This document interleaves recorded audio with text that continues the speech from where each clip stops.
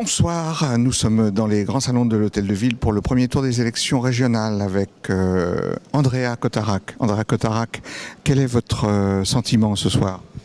On attend d'avoir les confirmations dans les grandes villes, forcément.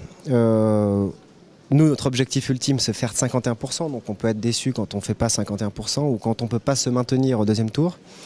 Maintenant, on a fait le choix, nous, d'un renouvellement, de la jeunesse. On voit ça à moyen long terme. Et ça nous donne même encore plus de conviction et d'énergie pour aller convaincre davantage de personnes. Aussi de convaincre d'aller voter, puisqu'on voit aussi que l'abstention est très forte. Et de convaincre que l'extrême droite, qui est pour nous trop forte dans notre pays aujourd'hui, doit reculer. Vous attendiez des scores de ce niveau pour le Front National?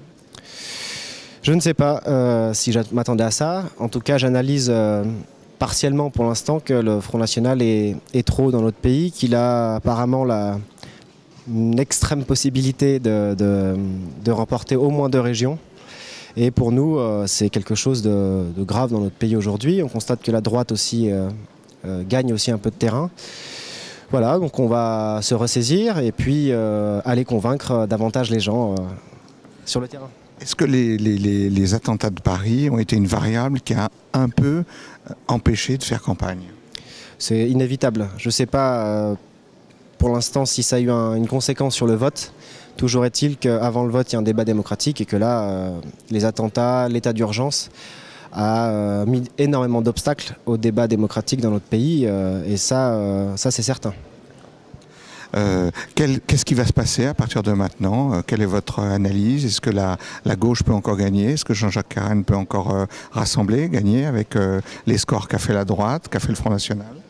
Je ne le sais pas. Bon, d'abord sur le débat démocratique, on voit que d'abord les professions de foi dans les boîtes aux lettres ne sont pas parvenues, y compris chez moi.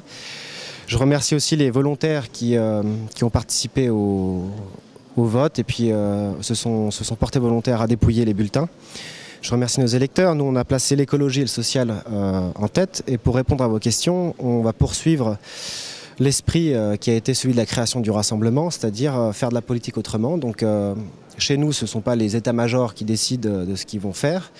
On va aller à notre local de campagne, rejoindre l'Assemblée représentative et voir ce que les candidats, les citoyens qui ne sont pas membres de parti, quelles sont leurs analyses, qu'est-ce qu'ils souhaitent, qu'est-ce qu'ils vont décider.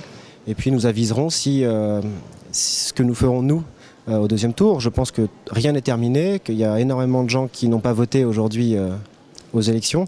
Peut-être qu'au deuxième tour, vu les résultats de la droite et de l'extrême droite, notre électorat se mobilisera un peu plus. Andrea Cotarac, merci d'avoir répondu à toutes nos questions. Merci à vous. Merci et à bientôt.